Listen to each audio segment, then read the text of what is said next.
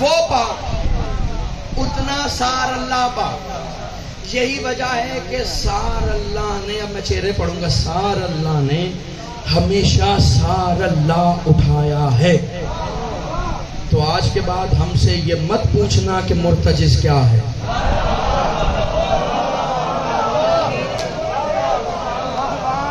یہ سب کی داد مجھے چاہیے بھی نہیں ہے. مرتجز نے سار اللہ اٹھایا. نہیں آسان کرتا ہوں، جتنے تیر حسین کو لگے تھے اتنے ہی تیر مرتجز کو لگے تھے. سار اللہ جسم سے نکل کے مرتجز کے جسم میں جا رہا ہے. اگر مرتجز کا خون نجس ہوتا، کبھی سار اللہ کا خون مرتجز کے خون میں شامل نہ ہوتا.